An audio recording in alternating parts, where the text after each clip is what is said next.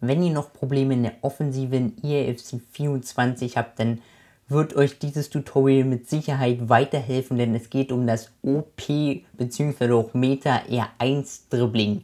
Und in diesem Tutorial werde ich euch die besten Spots und die besten Methoden, wie ihr das R1 Dribbling nutzen könnt, vorstellen. Und in diesem Tutorial werde ich euch die besten Spots und Möglichkeiten vorstellen, wie ihr das R1 Dribbling für euch nutzen könnt und somit natürlich die Gegner zur Weißglut bringt.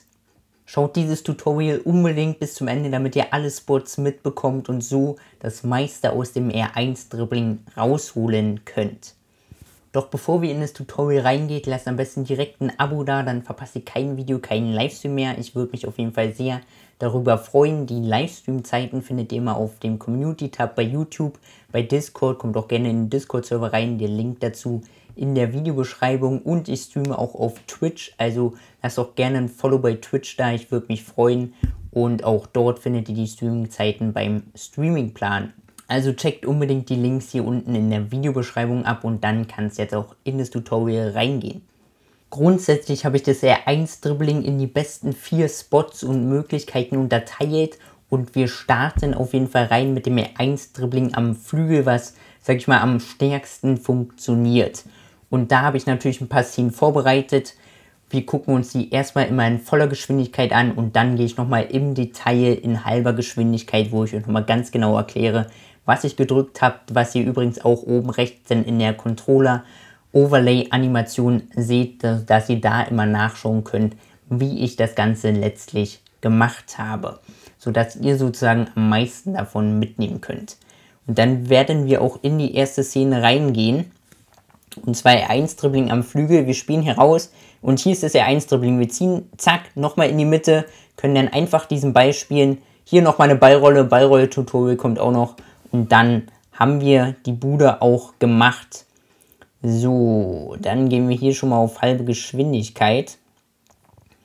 Und ja, generell in diesen Spots jetzt hier, wenn ihr auf dem Flügel seid, natürlich sind wir hier schon relativ weit innen, aber generell trotzdem auf dem Flügel, dass der Außenverteidiger oder einer seiner Innenverteidigern auf euch rauf geht, könnt ihr am besten dieses R1 Dribbling immer in die Mitte nutzen und ihr macht das Ganze, wie ihr auch oben gleich im Controller sehen wird, ihr haltet natürlich die R1-Taste und dann nur den linken Stick. Hier ist wichtig, wenn ihr mit dem linken Stick im R1-Dribbling arbeitet, dann immer nur in maximal 12,5 bis 24 Grad Winkeln, sodass ihr immer nur kleine Richtungsänderungen macht und das solltet ihr unbedingt bearbeiten, denn so funktioniert das R1 Dribbling am besten, wenn ihr über 25 Grad den Winkel mit dem linken Stick macht, dann funktioniert das R1 Dribbling nicht so stark. Es kann eventuell noch funktionieren, wenn Leute den Technical Plus Playstyle haben, weil sie dann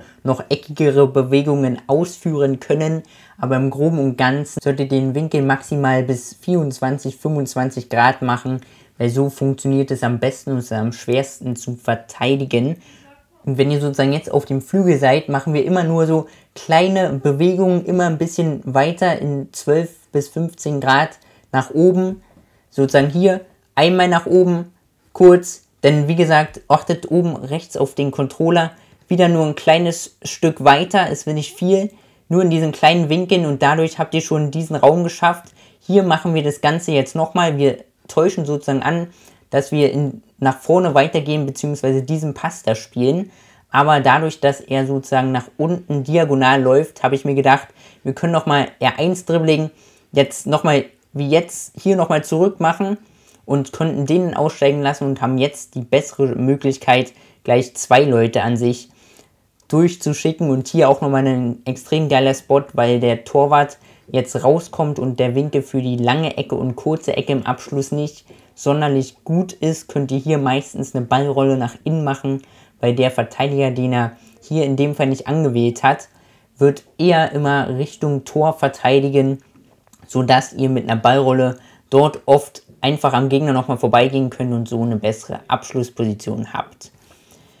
Dann gehen wir in die nächste Szene, wo wir wieder über den Flügel kommen und hier haben wir R1 Dribbling relativ lange gemacht und das funktioniert auch extrem gut, wenn ihr euch an diesen kleinen Winkeländerungen haltet. Und zwar kommen wir hier über Außen, über Son, wir lassen es erstmal laufen. Jetzt beginnen wir mit der 1-Dribbling. Hier, ganz enge Ballführung. Wie gesagt, wir tanken uns dadurch, wieder eine Ballrolle, lange Ecke drin, das Ding. Das R1-Dribbling hat einfach so eine Power, weil ihr dadurch so eine Art Sprintboost bekommt. Und da Verteidigen schwieriger ist, ist es schwer, sage ich mal, diesen Sprintboost zu verteidigen und diese kleinen, schnellen Bewegungen, was ja das R1-Dribbling ausmacht, zu verteidigen. Und zwar kommen wir hier, wie gesagt, wieder über Außen. Und jetzt beginnen wir, wie ihr oben im Controller seht, mit dem R1-Dribbling. Auch hier wieder nur kleine Richtungsänderungen, mal kurz nach unten, 2-3 Mal, dann wieder halb nach oben, sodass wir den aussteigen lassen konnten, dann wieder nach unten Richtung Tor, wieder nur eine kleine Bewegung, wieder nochmal nach außen eine kleine Bewegung und dann seid ihr in diesem Spot und in diesem Spot kann ich euch schon mal einen Tipp geben, wenn ihr in diesem Spot seid und der Gegner euch, sage ich mal, nicht von vorne angreift, in dem Fall macht das von hinten, könnt ihr einfach eine Ballrolle nach innen machen, um euch besser auszurichten und dann oft einfach den Schlenzer in die lange Ecke machen. Vor allem, wenn ihr körperlich stärkere Spieler habt, die setzen sich dann da durch gegen den anderen, der da noch mitkommt und habt so easy Tore. So, dann gehen wir auch in die nächste Szene rein. Da kommen wir hier über Außen. Da war ein kurzer R1-Step, nochmal ein kurzer R1-Step. Und jetzt wieder hier, zack, mit R1-Dribbling nach innen ziehen. Ihr habt dadurch extrem viel Raum. Wir legen ihn einen Tick zu spät nach innen und haben deswegen nicht so einen perfekten Abschluss, wie wir eigentlich uns herausgespielt haben. Aber das Wichtigste mit dem R1-Dribbling beginnt hier. Wir machen hier eigentlich erstmal einen Übersteiger und jetzt machen wir einen kurzen R1-Step im 12 bis 25 Grad Winkel nach unten hier, um den ersten aussteigen zu lassen. Dann schicken wir unseren Typen diagonal mit dem Directed One, machen wieder einen kleinen R1-Step nach unten, um diesen Passwinkel da frei zu machen. Und dann haben wir diesen Raum dort. Und jetzt sehe ich, wie gesagt, was ich schon immer meinte, wenn ihr auf den Flügeln seid und er seinen Außenverteidiger oder Innenverteidiger, je nachdem, wen er da angewählt hat, rauszieht, dann wird er immer diesen Raum hier hinten verteidigen, weil wir wissen natürlich, wenn du da einmal komplett außen durch bist, dann ist es extrem schwer zu verteidigen mit den Rückpässen oder diesen Ballrollen oder den schlechten Torhütern in diesem Winkel, ihr wisst es natürlich. Deswegen dort R1-Dribbling immer in kleinen Bewegungen, so 12 bis 24 Grad nach innen, wie gesagt hier, erste kleine Bewegung nach innen, dann seht ihr im Controller schon wieder nochmal ein kleines Stück weiter gedreht und nochmal ein kleines Stück weiter gedreht und dann habt ihr schon den Raum, dann können wir sprinten, um wieder Tempo mitzunehmen. Hier hätten wir eigentlich schon den Pass einen weiter nach oben spielen können und dann hätten wir nach oben nochmal verlagern können und hätten eine bessere Abschlussposition gehabt. Hier wollte ich das ähnliche machen, wie ich davor gemacht habe. Hier wollte ich eigentlich eine Ballrolle machen, weil ich dachte, er läuft oben an uns vorbei. Hat denn nicht funktioniert, sodass wir hier aus dem Tritt kommen und dann diesen Pass eigentlich zu spät spielen und dann der Winkel für den Abschluss auch nicht mehr passt. Aber ansonsten ging es ja um die R1-Dribbling-Situation am Flügel und die hat natürlich rasiert. Noch ein kleiner Hinweis zwischendurch. Wenn du Lust hast, dich zu FIFA oder anderen Themen in der Community auszutauschen, dann komm unbedingt in den New Age Discord-Server. Dort ist die Core-Basis meines Kanals zum Informationsaustausch. Schau doch vorbei für Updates und sonstige Hinweise. Ich freue mich dort, dich anzutreffen. Also schreib dort rein. Dann kommen wir jetzt zum R1-Dribbling im und am Strafraum und das würde ich euch auch wirklich raten zu nutzen, weil einfach dieser kleine Geschwindigkeitsboost, den ihr dadurch bekommt, wenn ihr im oder am Strafraum seid, vor allem wenn ihr um den Strafraum herum spielt, dann euren Stürmer anspielt, kurz verzögert und dann macht der Verteidiger meistens einen Move und dann könnt ihr mit der 1-Dribbling in die andere Richtung gehen und so schnell kommt er nicht mehr hinterher und ihr habt oft so einfache Abschlusspositionen, wie ihr jetzt wahrscheinlich auch sehen werdet. Also gehen wir rein, R1-Dribbling im und am Strafraum extrem stark. Wie gesagt, wir kommen hier und hier, zack, dieser kurze Sprint, wie gesagt, und wir sind durch, können noch einmal rüberlegen, easy Tor. Und das meinte ich halt.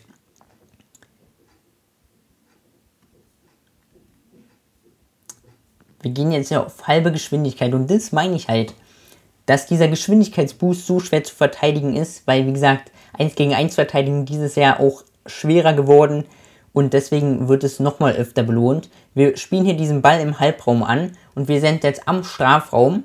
Er hat seinen Außenverteidiger angewählt. Und dadurch, dass wir da 3 Leute vorne haben und so viel Anspielstationen haben, habe ich kurz einfach abgewartet, bin ein bisschen ohne Sprinten, vor allem in diesen Situationen, ohne Sprinten erstmal ein bisschen weitergegangen, um zu schauen, ob er einen anderen Spieler anweht, was er jetzt gemacht hat mit dem Innenverteidiger, oder ob er eventuell auf einen dieser Pässe antizipiert, die wir hätten spielen können.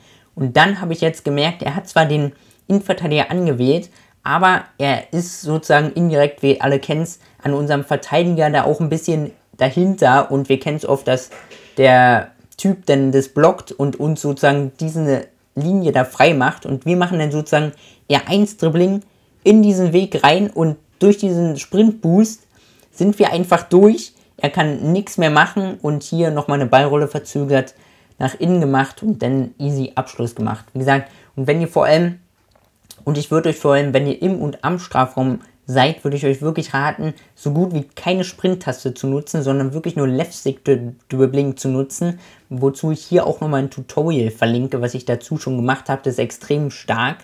Und wenn ihr dann, sag ich mal, das Timing hinbekommt und guckt einfach nur, was der Gegner macht und wen er verteidigt und ihr dann Raum erkennt, dann R1 und mit R1-Dribbling in diesen Raum rein. So schnell kann er meistens nicht reagieren und ihr habt dann oft so einfach die letzte Linie überbrückt und habt direkt eine Abschlussposition oder könnt auch mal reinlegen, wie in dieser Situation. Wie gesagt, und sollte euch das Tutorial bisher gefallen, könnt ihr gerne direkt ein Abo da lassen, ein Like da lassen und teilt natürlich das Video gerne mit anderen, damit mehr Leute dazukommen können. Und jetzt geht's weiter in die nächste Szene. Wir machen wieder volle Geschwindigkeit. Und hier sind wir wieder, zack, und wieder hier, zack, einmal durchgepaced. Und dann, ja, Junge, ich weiß auch nicht, was der Grisi plötzlich hatte, dass er diesen Ball da nicht reinmacht oder vor allem so übers Tor haut. Aber es geht ja hier um diese R1-Dribbling-Szene.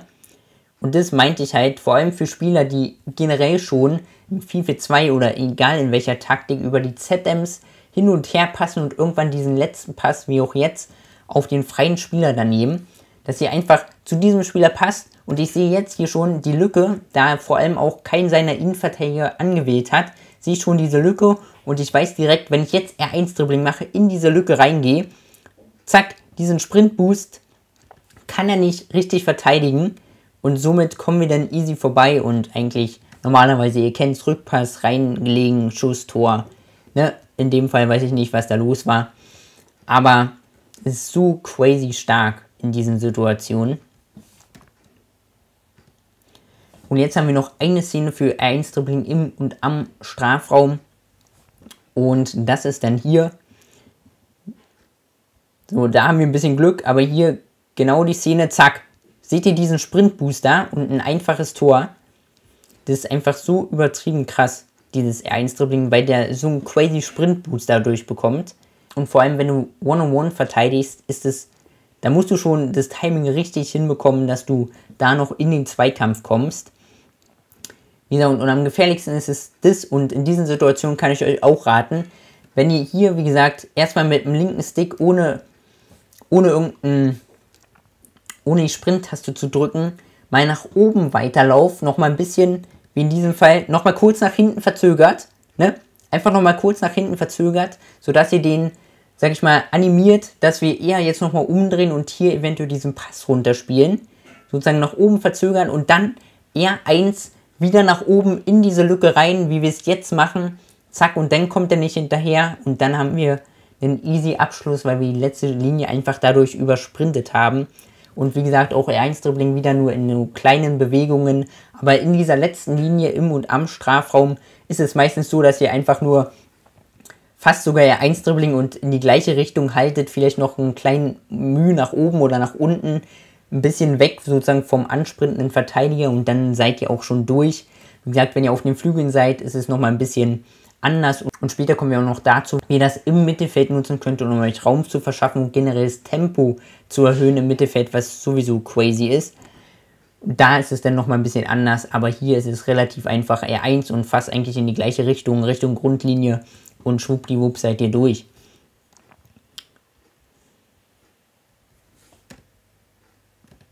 Dann haben wir sogar noch eine Szene im und am Strafraum, lassen wir auch nochmal laufen. Zack, wieder diese Passe rein, zack, einmal Sprint aufgenommen, fertig. So einfach kann es gehen.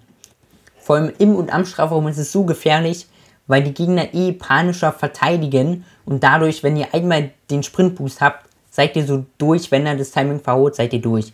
So, und deswegen kurz annehmen, nach oben wegdrehen und hier sehe ich schon diesen Raum. Ich sehe schon diesen Raum und der verteidigt es eigentlich auch nach oben mit seinem Verteidiger. Aber ich weiß, wenn ich jetzt R1 Dribbling in diesen Raum mache durch den Sprintboost, zack, nimmt er so ein Tempo an und er kommt nicht mehr vorbei. Ihr könnt easy ins lange Eck schießen. Es klingt einfach, wenn ihr es macht und weiter trainiert, wird es auch so einfach sein. Und ihr werdet einfach haufenweise Tore, vor allem im und am Strafraum mit dem R1 Dribbling machen.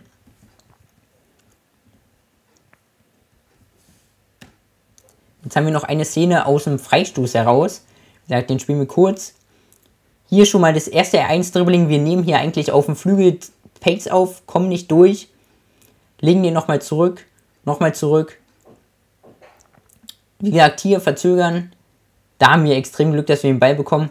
Aber jetzt hier. Zack, einmal gedreht, R1-Dribbling und durch sind wir. Hier waren sozusagen gleich zwei Szenen nochmal mit dem R1-Dribbling drin.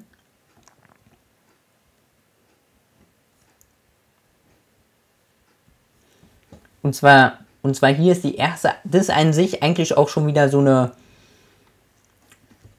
Szene über den Flügel. Ich sehe einfach, ich habe hier komplett viel Raum, deswegen denke ich mir, weil alle da innen stehen, deswegen denke ich mir, komm einfach mal R1-Dribbling in diesen Raum rein, zack, zack, zack, ihr könnt da einfach an allen vorbeilaufen, dann hat er aber genug Leute noch in der Mitte, sonst hättet ihr auch direkt wieder nach innen ziehen können. Deswegen brechen wir hier nochmal ab.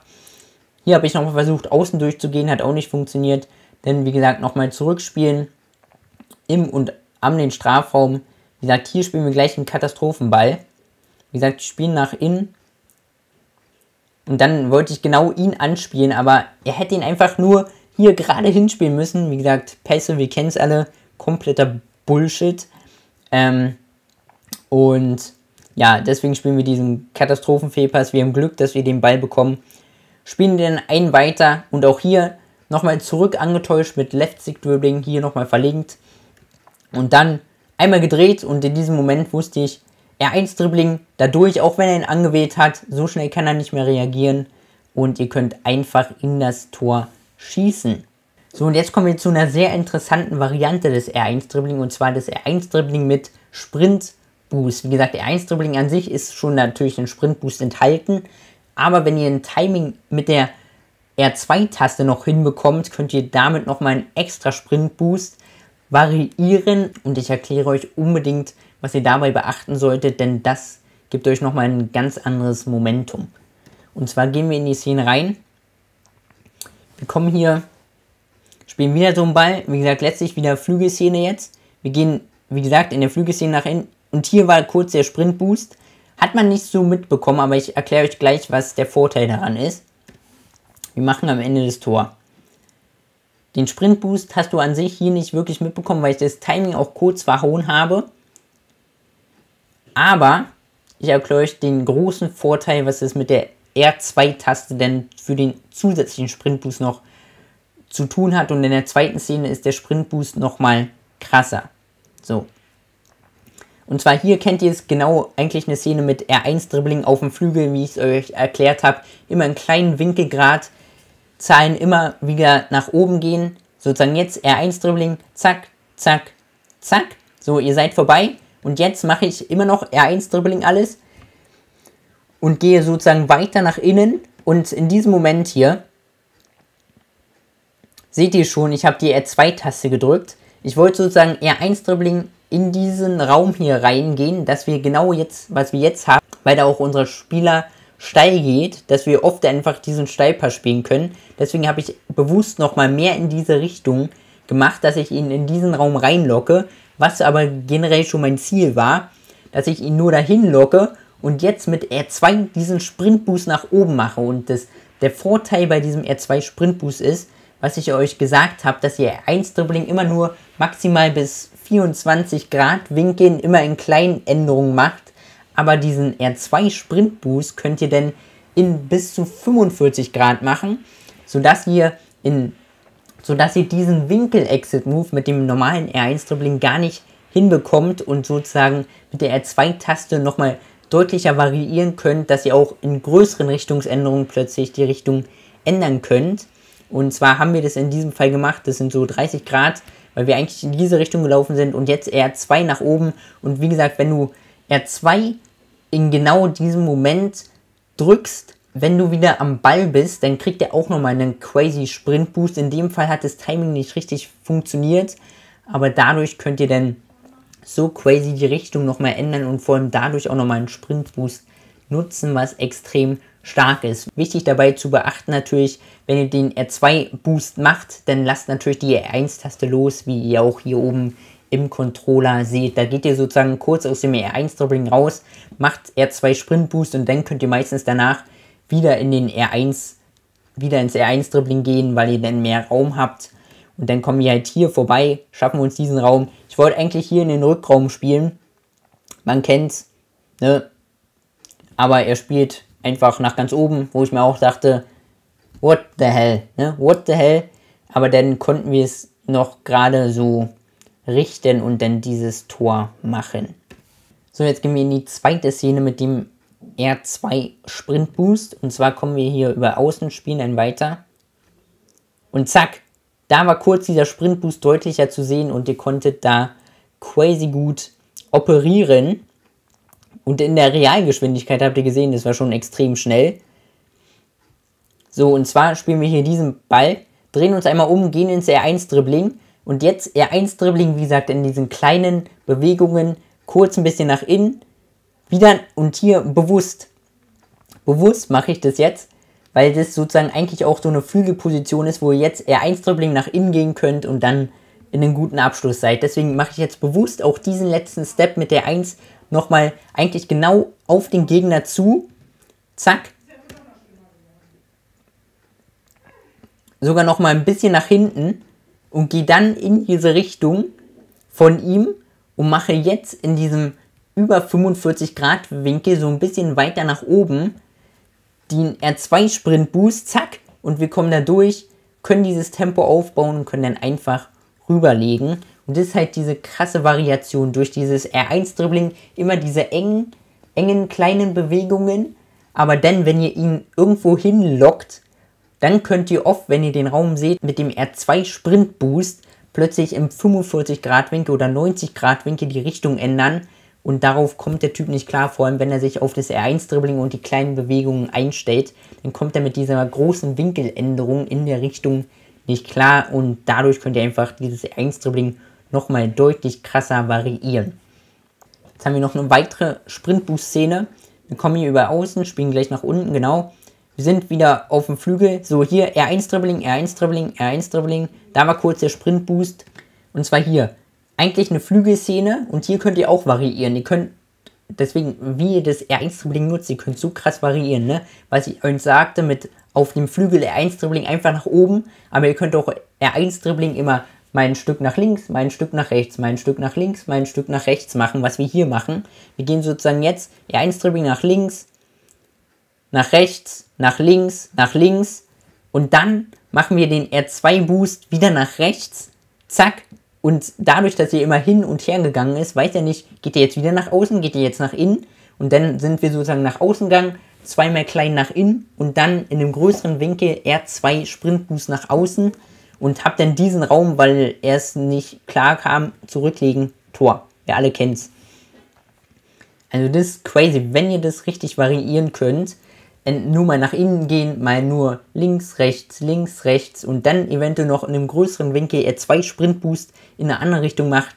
Das ist crazy, Junge, da kann sich der Gegner nicht drauf einstellen und dann muss er schon wirklich extrem gut One-on-One verteidigen können oder halt mit seinen Mitspielern extrem gut R1-Pressing oder Doppel-R1-Pressing machen und das können, sag ich mal, die wenigsten und deswegen ist es so krass OP.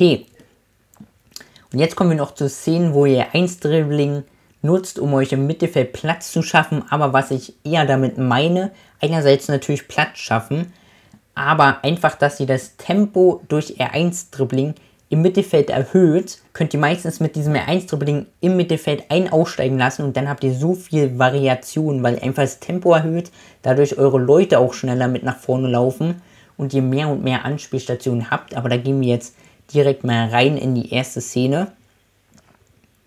So, hier machen wir R1, R1, R1, R1 und ihr seht, wie viele Leute da plötzlich laufen und ihr dann dieses einfache Tor habt. Vor allem natürlich, wenn ihr ein Konterspieler seid, nochmal krasser. Weil ihr dann viel öfter in diese Mittelfeldsituation kommt. So, und zwar, wir spielen jetzt hier diesen Pass nach oben, er zieht seinen Innenverteidiger schon raus. Und jetzt in diesen Szenen, an sich könntet ihr auch mit Left-Stick-Dribbling relativ smooth abwarten, was der Gegner macht und dadurch Räume schaffen. Aber, was ich halt meinte, vor allem da ihr ja schon 3 Leute vorne habt und sogar der eine da noch nachkommt, macht ihr einfach R1-Dribbling jetzt nach innen, um Tempo aufzubauen. Und dadurch, dass ihr Tempo aufbaut, werdet ihr immer schneller auf seine letzte Linie voranrücken. Und ihr kennt es, wenn Leute mit Pace auf eure letzte Linie zukommen und dann noch 2, 3 Leute, wie ihr hier seht, steil gehen, ist es noch schwieriger zu verteidigen. Deswegen auch im Mittelfeld in solchen Situationen, vor allem wenn ihr in Kontersituationen seid, da das Tempo mit der R1-Dribbling erhöhen, kann so brachial sein. Wie gesagt, R1-Dribbling nach oben, jetzt wieder nach unten und dann haben wir den letzten aussteigen lassen und können easy in diesen Raum reinspielen. Und hier auch wieder Ballrolle, Tor, easy. Einfach weil ihr das Tempo erhöht habt und mit großem Tempo, und das machen halt Mbappé und Co., die bauen halt crazy Tempo auf, laufen mit schnellem Tempo indirekt auch R1-Dribbling auf die letzte Reihe zu und haben dann so viele Variationen, Anspielstationen oder im Dribbling sich durchzusetzen. Und wir gehen in die nächste Szene rein, wo wir R1-Dribbling nutzen. Hier R1-Dribbling im Mittelfeld und dann können wir diesen Pass da durchstecken. Hier abwarten, was der Torwart macht und dann könnt ihr den Schlenzer auch versenken.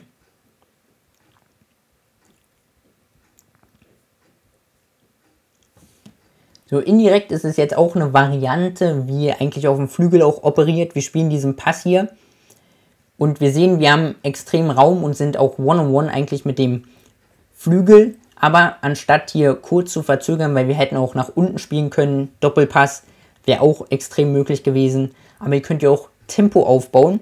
R1-Dribbling, wie gesagt, zack nach innen, um ihn aussteigen zu lassen. Jetzt kurz verzögert, weil ich den Flügel geschickt habe. Ihr hättet auch nach unten jetzt euren schicken können. Da es nicht gut verteidigt, wusste ich, wenn ich diesen jetzt steil schicke, vor allem weil so viel Raum hinter der Kette ist, sind wir da durch und können dann einfach hier ein Tor machen. In diesen Situationen ist es immer ein bisschen tricky. Wenn ihr Zeit habt, in diesen Situationen kann ich euch auch raten, nutzt ihr eventuell auch R1-Dribbling immer in diesen Spots, wo ihr nicht wisst, weil ihr noch relativ weit vom Tor entfernt seid und Gegner extrem gut Torwart-Movement machen, ob er seinen Torwart verschiebt, in welche Ecke er verschiebt, könnt ihr hier an sich auch R1-Dribbling weiter nutzen, erstmal in die Richtung, damit ihr trotzdem ein bisschen höheres Pace behaltet und am Ende dann einfach eine Ballrolle am Torwart oder so vorbei macht. Hier habe ich gesehen, er kommt kurz raus und das war letztlich sein Fehler und dann können wir den ins lange Eck schlenzen. So, nächste Szene. Hier, R1-Dribbling. Wie gesagt, im Mittelfeld Tempo aufgebaut und dann, ja, sah es kurz so aus, deswegen kommt der Pass da auch nicht so gut. Aber ihr müsst euch einfach diesen Moment mit dem R1-Dribbling ins Gedächtnis rufen, was ihr da für einen Platz schafft und was für ein Tempo ihr aufnehmt. Weil wir haben relativ viel Platz im Mittelfeld.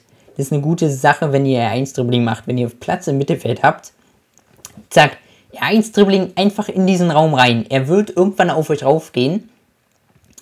So, zack, da haben wir es eigentlich in den Gegner reingemacht. Wir hätten eigentlich nach oben gehen müssen und hätten dann nach unten spielen können. Und dann hätten wir auch hier kurz, eigentlich in dieser Szene fällt mir gerade auf, in dieser Szene, wie ihr seht, läuft unser Spieler eigentlich diagonal nach unten, was extrem gut war und deswegen spielen wir auch diesen Ball gleich diagonal nach unten. Aber in diesem Moment gleich, wenn wir den Pass spielen, läuft er plötzlich einfach trotzdem geradeaus weiter, sodass dieser Pass dann ins Nirgendwo geht. Aber in diesem Spot gerade hier hättet ihr auch am besten Directed One auf euren Spieler diagonal nach unten machen können. Dadurch hättet ihr sicherlich den oberen Außenverteidiger weiter nach unten gezogen und dann hättet ihr jetzt R1-Dribbling nach oben machen können und hättet crazy Raum gehabt und hättet noch unten euren den Directed One-Spieler gesehen und mitnehmen können. Also wäre das sogar die bessere Variante gewesen, hier sogar nochmal ins R1-Dribbling zu gehen und ein Directed One nach unten, dass er den Innenverteidiger aus diesem Raum da rauszieht. Habe ich in dem Fall nicht gemacht. Und ja, ist dann letztlich so ausgegangen, weil er plötzlich dann trotzdem doch nur geradeaus weiterläuft. Und ich glaube, dann haben wir noch eine Szene. So, hier. Zack, hier ist R1 Dribbling. Dadurch diesen Raum geschafft. Die Szene geht ein bisschen länger.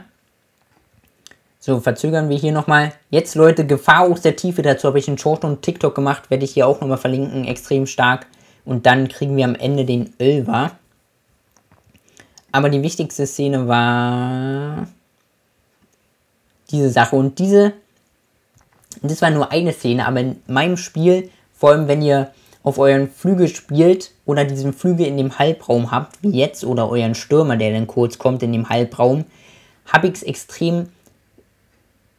mir extrem geholfen, wenn ihr eventuell euren Außenverteidiger schon mal schickt, aber diese Ballannahme in diesem gefährlichen Raum hier, weil ihr habt so viele Leute jetzt um euch rum, ist es gefühlt krass, wenn ihr den Ball, wie auch im Left-Stick-Dribbling-Tutorial, was ich hier nochmal verlinke, erstmal vom Verteidiger weg nehmt und dann, wie gesagt hier, vom Verteidiger weg, wir drehen uns aber nach innen und dann kurz vom Verteidiger weg und dann R1-Dribbling direkt in diesen freien Raum nach vorne.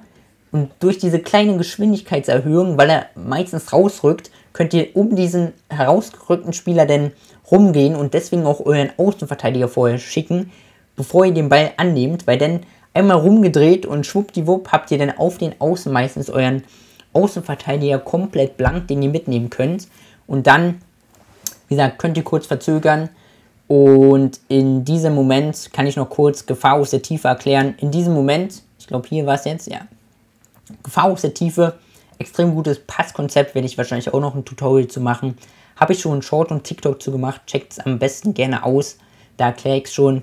In diesem Moment, oft, wenn ihr jetzt einfach euren Mittelfeldspieler mit L1 schickt, was wir jetzt machen, ihr seht, wir schicken ihn, er geht steil, ihr dreht euch immer kurz rum, wartet nur, bis der Spieler jetzt auf der letzten Linie ist, dann spielt er einen L1-Dreieckball, zack, und meistens, wie er auch, er wollte auf uns raufgehen, weil meistens checken die es nicht, wenn ihr euren ZM plötzlich aus der Tiefe, also weiter hinten aus dem Mittelfeld schickt und er ist so auf euch fokussiert, weil ihr vor allem auf den Außen seid und ihr wisst, auf den Außen durchkommen und Co. ist crazy OP, deswegen wollen ihr die Außen dicht bekommen und achten meistens gar nicht, wenn ihr euren ZM durchschickt und wenn ihr den dann einfach abwartet, auf der letzten Linie seid, L1 Dreieck spielt, dann kommt ihr meistens immer perfekt in den Lauf und ihr habt crazy viel Raum.